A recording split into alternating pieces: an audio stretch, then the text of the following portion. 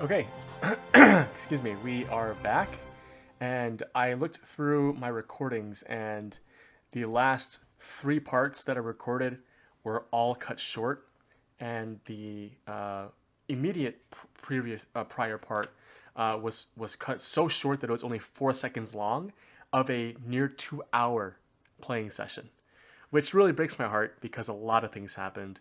And I will try to describe what happened during those turns. And I looked back at those recordings that I've uploaded now, and the month that I was in was in late September. As you can see here, we're early November, so we played through the turn of late September, and then all of October, early November is now. So that's, I think, at least three full turns that we were not able to capture in the recording, which is really unfortunate. But I will do my best to, in this video, do a summary of what happened, the highlights, um, and then we will start playing again in the next. So out here in the West, there was the war between the natives and our Union forces kicked up. So I believe we saw that Carson was coming over here to take on these two native units. We destroyed one. The other one is still here. So hopefully we can destroy it as we resolve the next turn. There were also two native units. I believe they were here in maybe, I don't know. I think they were either in Arizona or New Mexico. And fortunately enough, we did have militia here garrisoning these lands, and so we were able to, I think, within a turn or two, attack them, and then they retreated into more of our troops, up here, and we were able to eliminate them. So that's what happened out here in the West. We are still recovering. This column under Canby has finally arrived in Pinos Altos, and they are recovering their cohesion before moving to take on West Texas. I did recruit more mounted troops and this militia troop, so they're now active and moving. My intention for these mounted troops is to come here and raid across Texas. Like you can see all of these forts here that I can come that are likely undefended, and if they are defended, they're only defended by a garrison unit. So I'm going to try and take advantage of the Confederate focus out here in the Colorado sort of region and of West Texas. Okay, so the raids, the Confederate raids out here on the forts and the plains continues, and we have a pretty, I think, a critical mass of this sort of blend of cavalry and horse artillery and some infantry to buttress sort of strong points that we've been able to destroy the Confederate raids. So they've got maybe one, two, it looks like only two cavalry units left in this region. And I should note, this is a regular cavalry unit. It's the 3rd Louisiana Harrison's cavalry unit. This is an irregular, which is, I believe, the Confederate analog to our partisans. So just to remind y'all, our partisans out here in the Deep South have been raiding and are continuing to raid.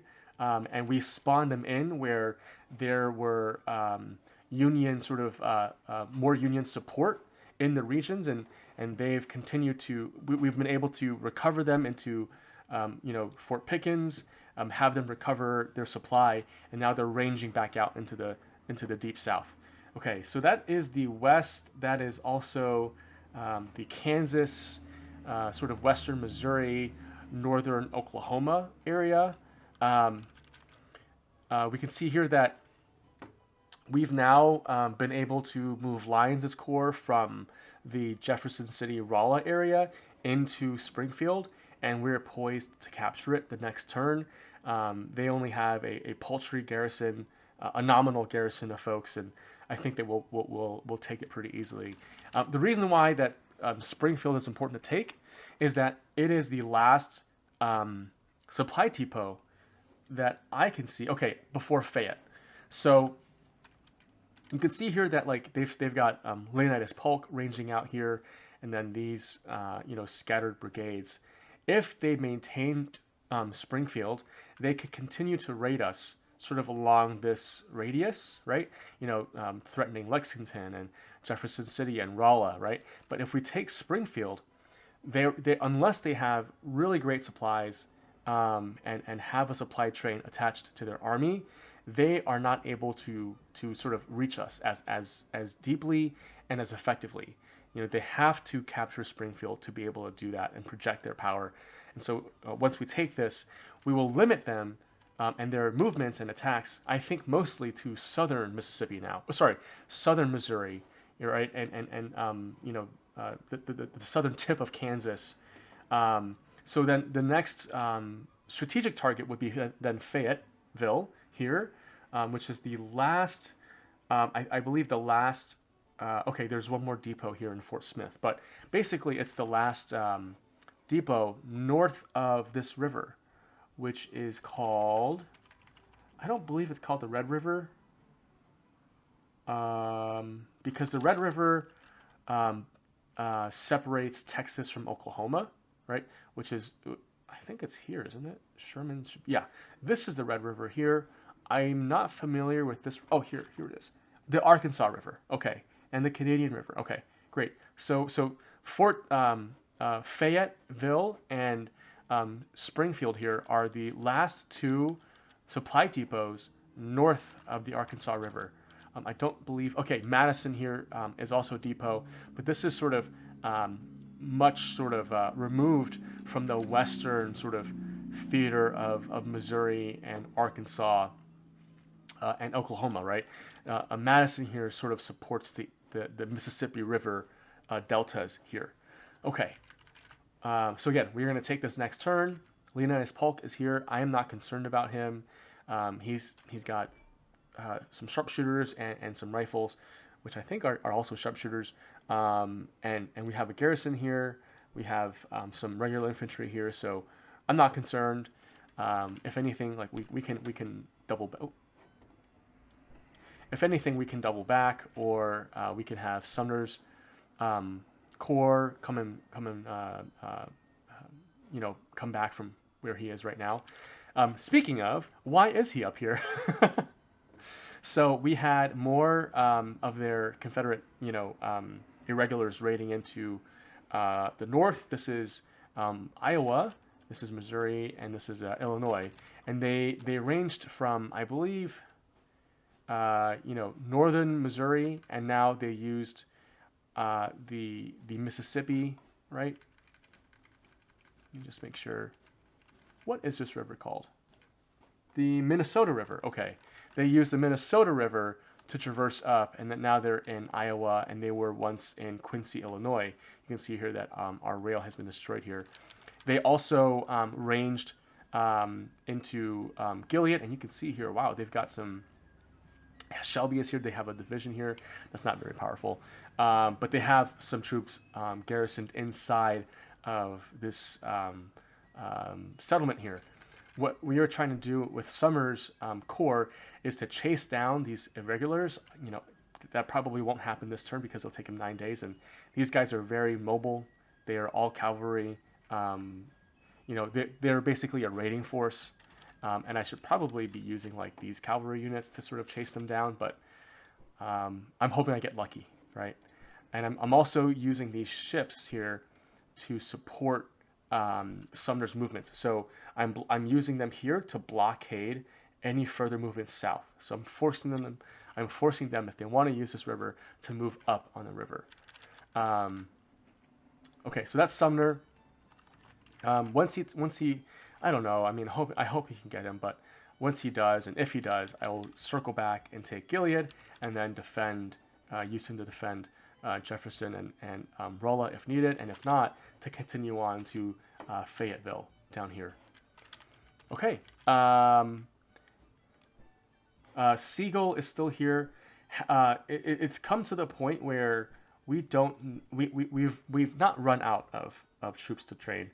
We are at a shortage of troops to train. Okay, so we are now instead going to transition Halleck out east to assist McClellan in training up troops, I believe, in Annapolis. All right, so he will move there next turn. Yeah, he goes to Anne Arundel. You can see here he's going to Anne Arundel. So that's happening there. St. Louis is not under threat.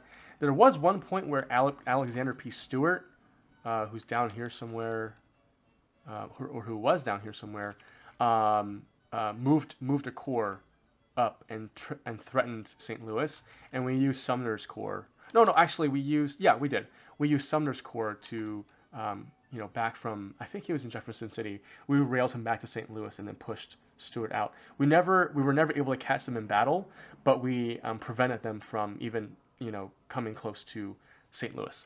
Okay, that's that. Really importantly, and probably the most important thing that you all missed in the recordings that were cut off, was what happened to Sterling Price's army here in Chester. So he had an army here of about 20,000. They came up through Fayetteville, through Springfield, and then they did not go to Jefferson City, but as you can see here, the remnants of their movement, they went up into Boone, Missouri, crossed the Mississippi into Columbia, into Dan, and then they took St. Charles, right? And then I moved my Brown Water force here and along these crossings here to prevent them from crossing back over into the south, because I knew that they were ranging incredibly far from their supply base here in Springfield, and they would not be able to sustain themselves, out in the country. We do not have a lot of supply depots. They could have tried to take St. Louis, they could have tried to take Quincy, or Springfield here in Illinois. But I was quite confident that they were not going to do that. So my priority was to cut them off from retreat, and then have Rosecrans shadow them along the southern end of the southern side of the Mississippi, and that's what he did. So what I expected them to do at that point was to try and make a crossing, maybe into Gilead, or maybe even to stay in St. Charles. Instead, they crossed onto the eastern side of the Mississippi, and as you can see here, you can see their movements here. They captured this region here. It's currently 100% militarily controlled by the Confederates, and they moved south. They destroyed this rail line, and then they garrisoned themselves in Chester. Okay, and I was like, okay, I did not expect that. Maybe they're going to Cairo, right? So I moved a bunch of troops to Cairo to fend off a potential attack from Sterling Price. And I also had Rosecrans from St. Louis. I believe I just used ships to get him down here. And what ended up happening was they did not move from Chester. It was an army under Sterling Price again. They did not move out of Chester. Instead, they moved into the town. And so what Rosecrans was able to do was besiege the entire town. And by that point already, they were, the green bar here, right, denotes supply. They were already like here. And I'm talking like they had like days of supply left for their entire army of like 20,000 troops. And over 2 turns, I guess in October, they attacked Rosecrans's force that were besieging them. And, oh God, what was I doing? Sorry. Oh, was I moving you down? Okay, here. Yeah, I was moving you down here. Yep. Rosecrans was able to defend against the attempts to break out of Chester, right, from Sterling Price's army. And the first battle was devastating, of course, right, for the Confederates. The second battle, even more devastating. Here you can see the result of the second battle. There is no longer a force here in Chester, and indeed, we were able to capture Chester without even Rosecrans having to assault it. So how did that come out to be? In the first battle of Chester between Price and Rosecrans, they lost upwards to 16,000 troops, right, out of their army of 20,000. And that's partly because they were, of course, out of supplies, right? But they were also attacking into our defensive works, and Sterling Price, as an army commander, it just isn't very good, right? And then in the second battle, their entire force was annihilated. You can see here that the only remaining force here is under McCulloch, and he doesn't even have troops under him. It is just him as a army commander, which is why I'm having this corps under Curtis stay here and assault in the offensive role, so that I can kill or capture him and prevent him from, you know, retreating, back into the south, because I think that he's a pretty decent general. I did not notice this force here until now, so I might have Curtis, after taking care of this, I might have him move up. And actually, let me do that now. Let me move up this way. I would rather have you move by ship and just do that. And in fact, I'm going to put you on assault, because I want to just take that. And then I'll have Curtis double back and capture these regions again, and repair this rail line, so that we can use these rail lines again, and allow us to move troops from St. Louis directly east. Instead, what they were having to do was to sort of come up to St. Charles and then use this rail line around and come around, right? So that's what happened here with Sterling Price's army. They were handily defeated, and Rosecrans's ratings improved. I believe prior to those battles, he had a rating of 343, maybe even a 323. Now he has a rating of 346, right? And the 6 refers to his defensive rating, and that's because he was able to successfully defend against attempts to break out of the siege, right? And he did not lose. I think he lost maybe 10,000 troops at most, which is devastating, because they lost an entire army of over 20,000 Confederates. Units that are not replaceable, and units that now will permit Lyon here, to take Springfield, right? If we instead had to attack Price's army in Springfield or in Fayetteville, with Lyon and Sumner and Rosecrans, we would have had quite a difficult time in doing so, because we're ranging down into the Ozarks, very wooded areas, areas in which our supply lines are vulnerable to raids, and the hits to our cohesion as we move would be great. So he would have been better off just staying here, right, and preventing us from taking it and harassing us. But instead, he got, I don't know what his mission was, to sort of depart from Little Rock, go up the Arkansas River, go to Fayetteville, Springfield, and then cross over the Mississippi, right, and then cross it again, and then try to take Cairo. I just did not understand what that movement was, right? Just imagine in history books, like Sterling Price and his army out west attempted to do this sort of runaround of the entire Union army to take Cairo, right? That's just incredulous. It doesn't make sense, but they did it, and they paid a hefty price. So now, because of that shift, not only do we have the initiative in the east, we have the initiative here in the west.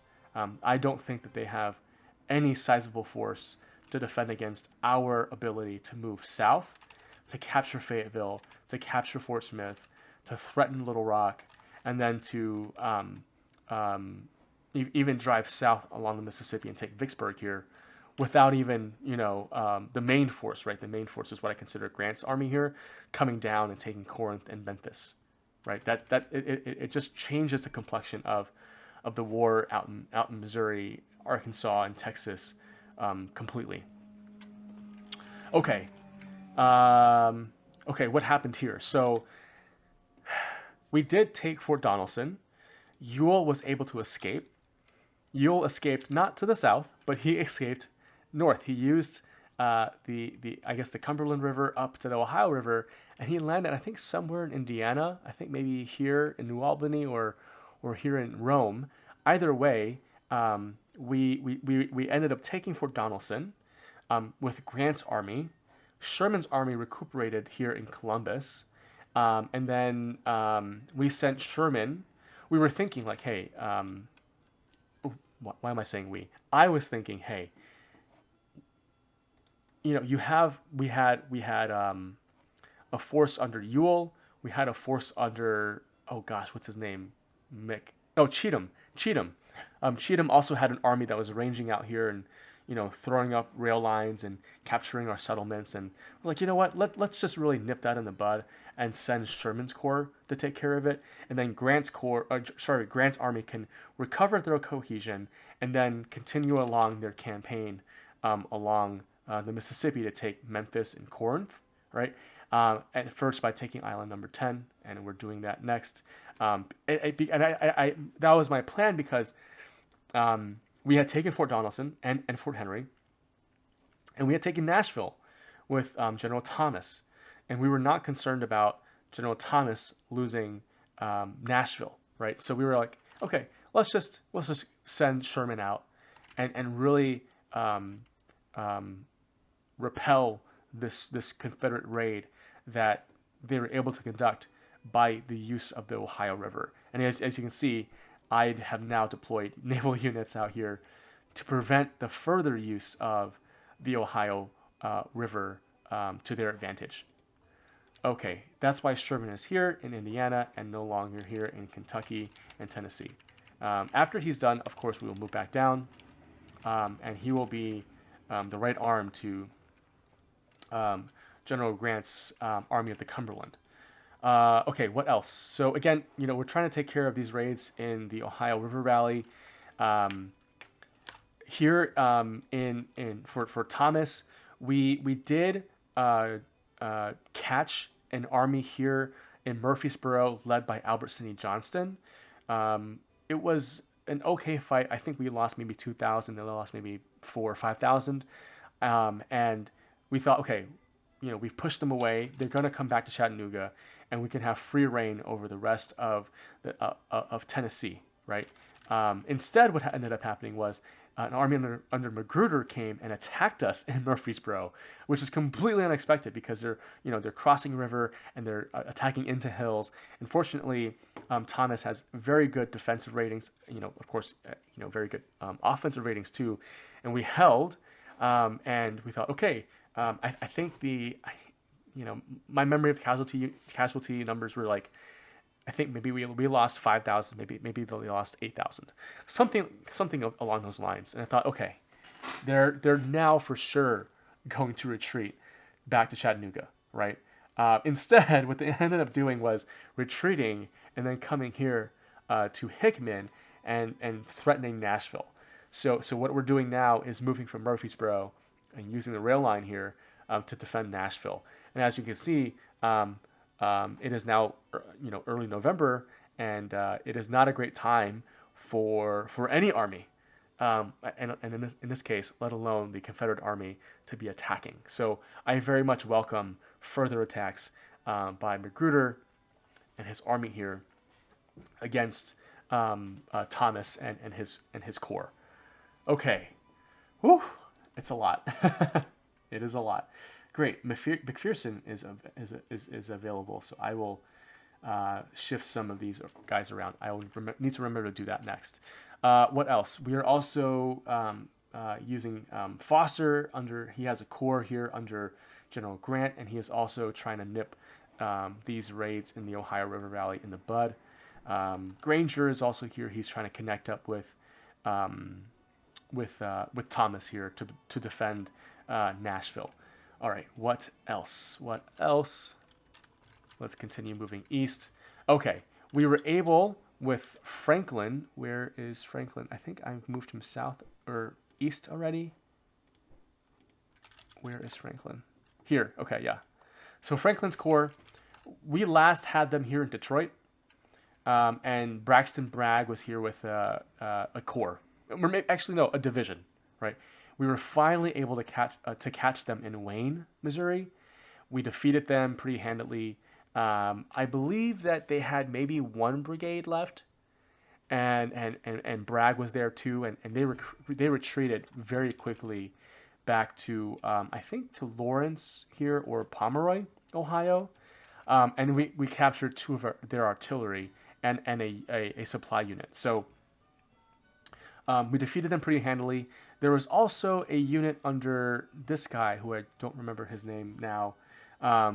We caught them in Cuyahoga, outside of Cleveland, and we were also able to attack and defeat them. And they've retreated back into the Ohio River Valley along the border of West Virginia. And as you can see, they're trying to sort of have a base here. I'm okay with that right now. I'm moving these troops here to defend, but I'm not all that concerned. It's not a big threat. I would hate for them to sort of continue to range up into into the Great Lakes region, but if they do that, we'll have to respond accordingly. Dix, at one point we did move him into Morgantown. We did recapture Clarksburg, and our intention was to sort of cut the rail line so that Johnston's force could not sort of easily move from the valley into West Virginia and back and forth. What ended up happening was that Johnston moved back out of the Shenandoah Valley and then back into West Virginia and kicked Dix out of Morgantown again. So we are back in Union. We're holding strong there and preventing Johnston's force from moving up into Pittsburgh and where McClellan is.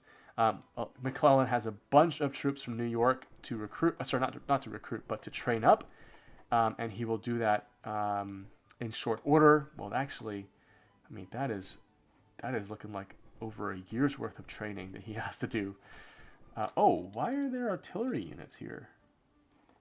That's not right.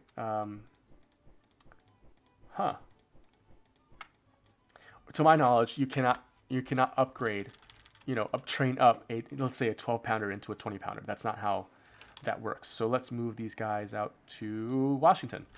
Okay, so that is the Ohio, West Virginia area. Okay, and there were a bunch of regions here that like the Confederates captured with cavalry and ripped up rail lines. We moved these troops in, mostly folks that McClellan was training up, and we scattered them to sort of recapture these towns and also repair the rail lines so that we could easily move our forces back from the east to west and back and forth. Okay, now in the Eastern Theater, or the main theater, as you can see here, we were in Culpeper, I believe, or maybe we were in Manassas. I don't remember. Either way, we did have Kearney attacked by Lee in Fredericksburg. They retreated to Falmouth. I moved them to Manassas to link up with Keyes and McDowell. And what we ended up doing was moving south along here to capture Culpeper and Charlottesville.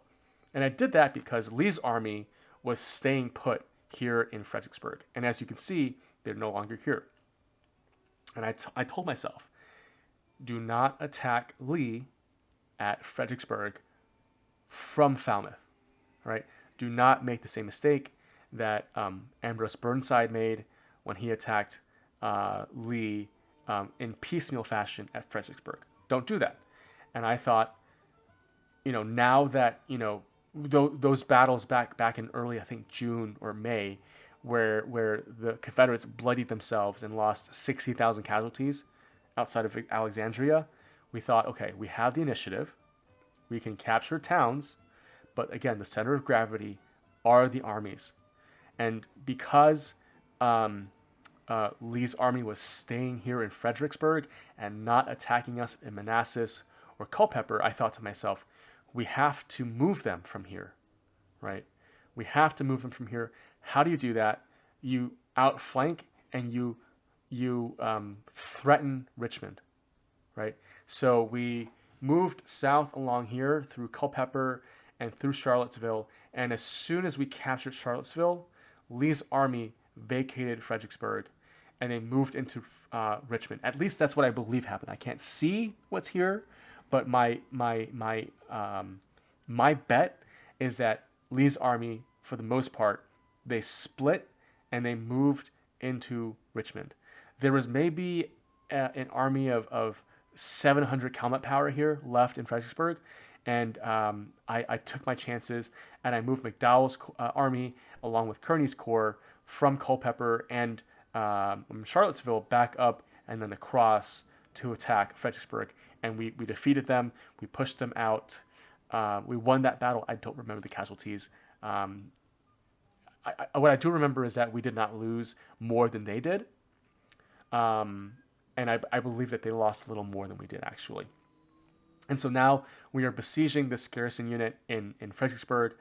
And I think that this is where we will stay put for the wintertime, and create a defensive line along the cannot read that Mattapony River, and allow, if they want, allow them to attack us across this river, right? Yes, so that is our plan. I think I might actually extend this defensive line to border Richmond, because this river here, the Pamunkey, these two regions have rail access to Culpeper and Charlottesville, and I would prefer to have rail access directly to these two towns and to Manassas, because they take us directly back to Alexandria and DC. Whereas staying here in Fredericksburg, this rail line ends in Falmouth and it doesn't continue up into Alexandria. And my concern now is, if, let's say, for example, Johnston gets back on this rail line and moves into the valley, he can very quickly move his army to take and threaten Alexandria and DC. So I want to be able to quickly pivot some troops back up this rail line here. So I might do that. But it looks like right now Johnston is vacating Morgantown and crossing back over the the Appalachian Mountains, maybe to defend Staunton, and Lexington, and the sort of south end of the Shenandoah Valley. And it seems maybe they're even letting us have the sort of northern end of the valley, Harper's Ferry, Winchester, and Strasburg. So that is the Eastern Theater. We are still recruiting and coalescing folks in D.C. Franklin's Corps is moving back. As you remember, a couple of turns ago, when Braxton Bragg was sort of ranging up here, we sent Franklin and his corps out to sort of tackle him, and we successfully did that. And he's coming back and to D.C. to link up with the main army here in the East, to sort of make more trouble. Okay, is that all? I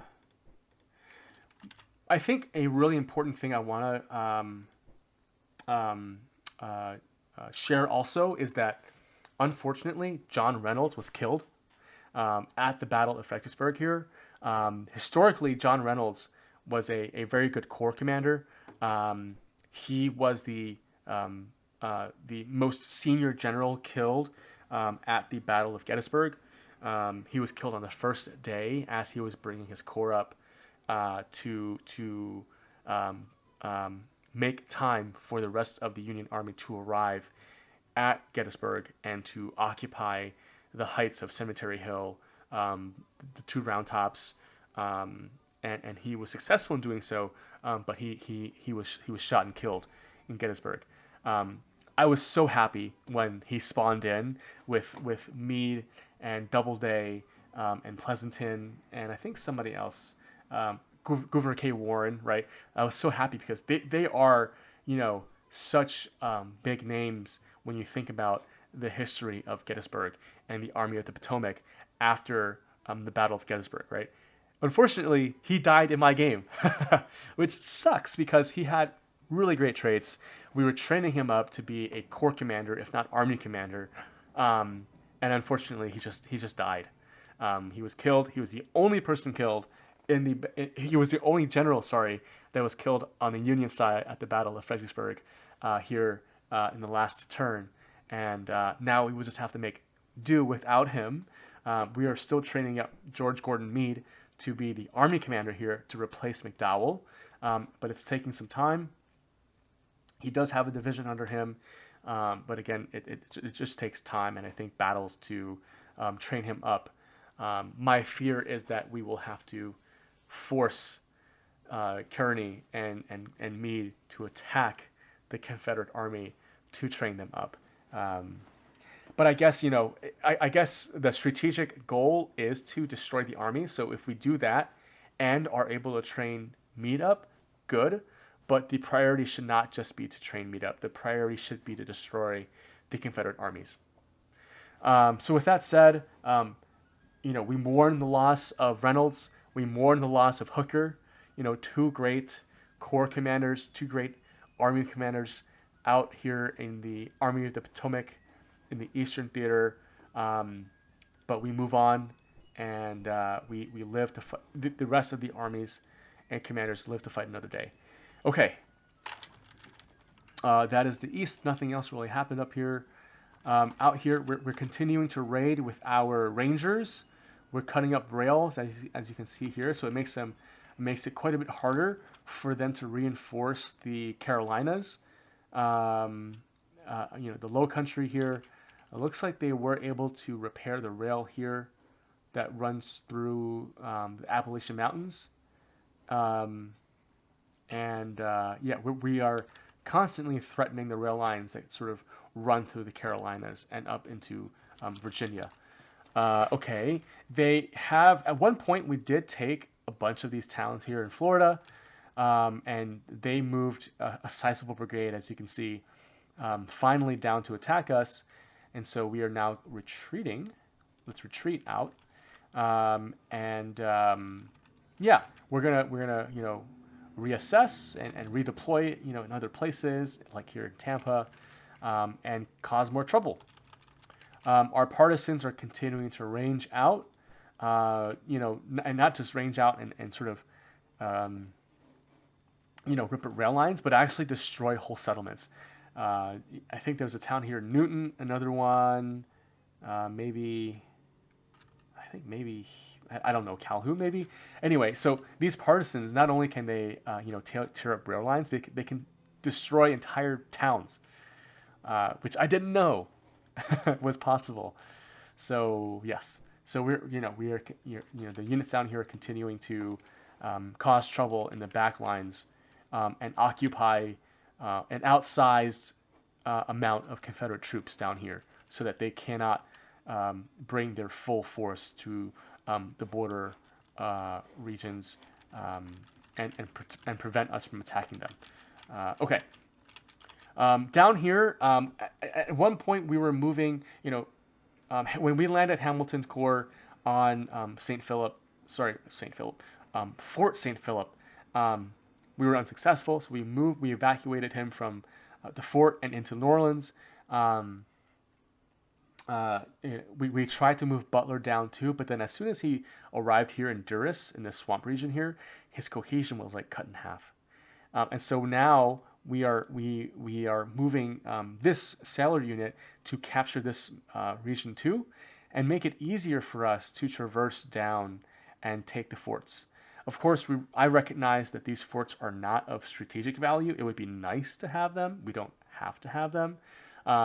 But now that Hamilton is here, he can be the one that is defending New Orleans against Van Dorn's unit, and then we can have Butler move south to take these two forts. So we'll see if it works out. Okay, I think that's it. A long ways of saying really important battles happened in Fredericksburg, where we were able to displace Lee's army from Fredericksburg by movement, right, and to threaten Richmond, and then attack Fredericksburg and now take it in the next turn. And out here, in Donelson, we took Donelson. We had some battles here in Tennessee. We might have more battles in Tennessee, and really importantly, the complexion of the war out here in Missouri and in Arkansas completely changed with the defeat and capture the entire army of Sterling Price, over 20,000 troops under the command of Price, when he tried to, try and take Cairo from his supply base of Springfield. It just doesn't make sense. Okay, that is the. Oh, one more thing.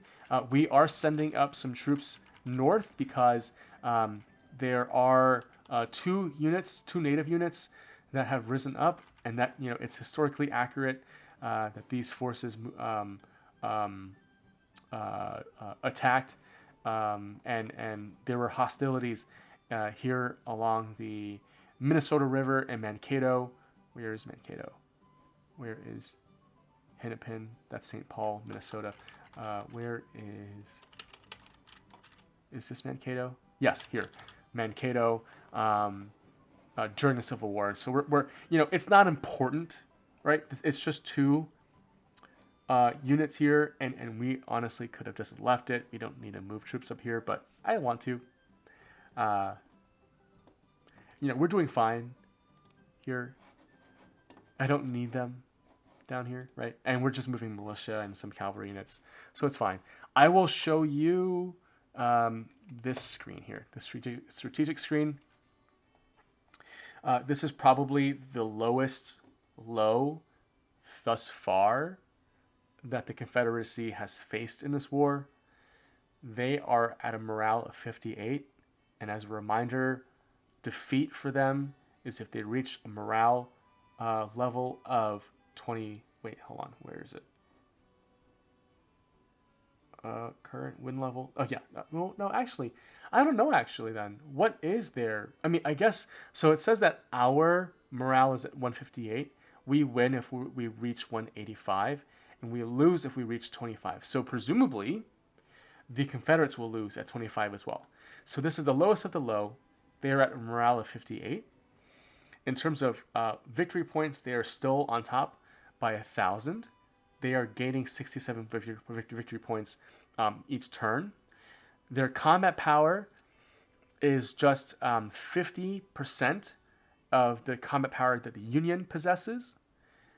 In terms of the Army, they have 70% of the combat power in the Naval Department that the Union possesses. They have lost in terms of casualties, straight up casualties of wounded and dead, of nearly 300,000, compared to losses of around 150,000 for the Union. So then, in terms of strict casualties of men wounded and dead, they have lost double than what we have. And that's not even accounting for the prisoners that we've taken. We have taken over 100,000 prisoners. So if we combine them, they have lost 400,000 men. It's just incredible what the South can sustain. And at this point, as I said again, they are very clearly losing. They will very quickly lose Missouri, Arkansas, Vicksburg, I think in 83, right? It's quickly coming to the point where all that we have to do as a union is to move forward. We do not have to think about defensive battles. I know at the outset of this game that we would have to think about maybe 2 or even 3 years of defensive battles at the gates of Alexandria or DC, right? Or in Nashville or Chattanooga, right? And then strategically moving down to Memphis and then to Vicksburg. We thought about that. I think we've reached the point where we don't need to think about those defensive battles anymore. We can just impose our will upon the Confederacy. We have sufficiently attritted them. We will continue to attrit them. But at this point, again, the Union has reached a critical mass where it is just a matter of time for us to either take Richmond or outflank Richmond, and then eventually take it. I don't know that the war will end with the capture of Richmond. It'll be pretty close. I think it might end with the capture of Raleigh, or maybe of Columbia, or maybe even of Vicksburg. I don't know. but it will end pretty soon. I think maybe in 63, maybe in late 63, early 64. That's my prediction. That's just sort of how I see the war shaping out now. Um, yeah, the South will lose this war. Okay, that will be it. I will stop this recording as the summary sort of part, and then come back and play the game again.